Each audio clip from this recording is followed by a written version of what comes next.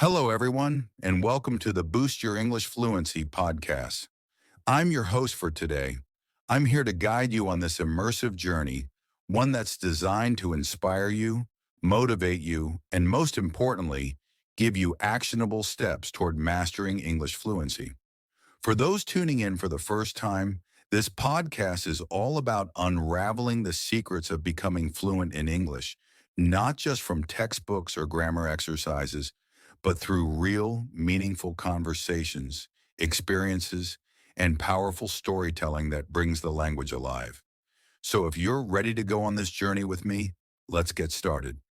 Imagine you're building a house. What's the first thing you need? A strong foundation, right? The same principle applies to English fluency. You can think of fluency as a structure that stands on three key pillars: vocabulary, pronunciation, and comprehension. Each of these is like a beam holding up the building, and without one of them, the whole thing could collapse.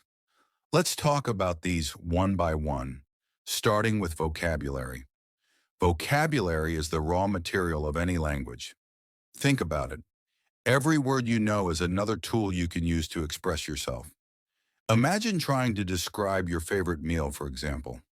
Without the right words, you're left with a vague impression, unable to paint the picture. But when you know words like savory, crispy, or rich, you're able to add layers to your description, almost like adding spices to a dish. A good rule of thumb here is to learn vocabulary that's relevant to your life. Think about the 80-20 rule. 80% of your conversations will likely use 20% of the vocabulary you know. So focus on that core 20%. If you're in business, learn terms like revenue, negotiation, and strategy. If you're a student, focus on words like analyze, interpret, and evaluate. When your vocabulary is tailored to your life, every conversation becomes a practice session. Now let's move on to pronunciation. This is one area that a lot of learners struggle with, but trust me, with the right approach, you can improve significantly. Think of pronunciation as the first impression you make in any language. If vocabulary is the structure, pronunciation is the paint on the walls. It's what people see first and what often sticks with them. Here's a little story to illustrate. I once knew a learner named Maria. Maria was fantastic at reading and writing English, but she'd always hesitate in conversations. Why? Because she wasn't confident in her pronunciation. She'd feel like every word was a minefield. Would she say it wrong? Would people misunderstand her? It was holding her back. But then she started breaking down each word into sounds, focusing on one new sound a week. She'd practice the tricky ones, like the hath in this or the v in very. Over time, she built a mental checklist of sounds she'd mastered. And guess what? In a few months, she was speaking confidently, even with native speakers. She told me later that it felt like unlocking a door. Once she was free from her pronunciation fears, she could fully engage in conversations. So take it from Maria. Start with small steps, focus on challenging sounds, and don't rush. Pronunciation is like sculpting. Every little effort adds up to a clearer, more confident voice. Now let's talk about one of the most effective methods for boosting fluency: learning through context. Think of language as a river.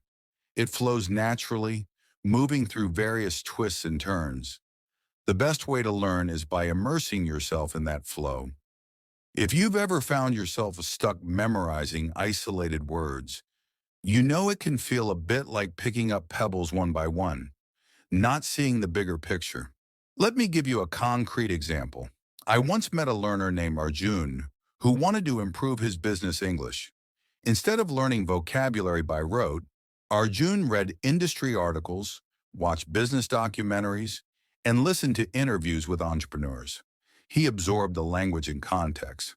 When he came across phrases like market strategy or competitive edge, he didn't just memorize them. He saw them in action, used by real people in real situations. This approach made him fluent in a way that rote learning never could. By the time he was done, he could speak about business topics confidently because he wasn't just repeating words, he was sharing ideas. That's the power of context. Next time you want to learn something new, try finding content that shows the language in its natural setting. It could be as simple as watching a movie, reading a news article, or listening to a podcast.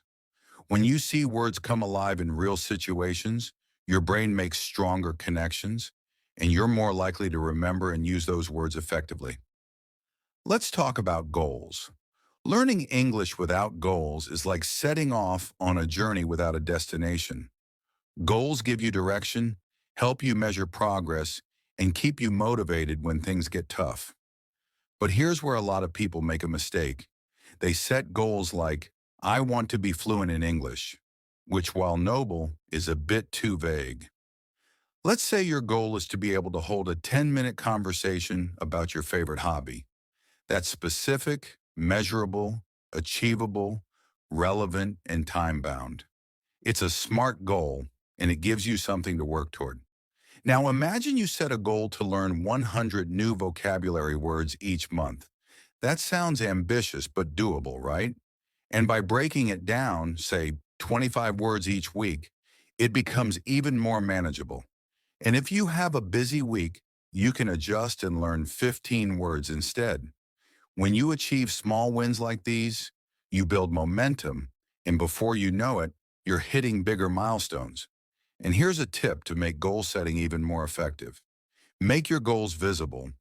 Write them down, stick them on your wall, or put them in a journal you open every day.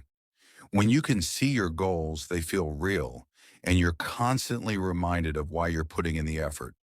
By setting small, actionable goals, you create a roadmap to fluency that feels achievable and rewarding. And there you have it, friends. The first steps to boosting your English fluency. Remember, it's not just about learning words or mastering grammar. Fluency is about building a connection with the language, creating confidence in your voice, and finding joy in each conversation you have. Thank you for joining me on this journey.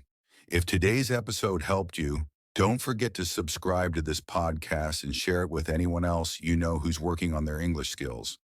Until next time, keep practicing, stay curious, and remember, every sentence you speak is a step toward fluency.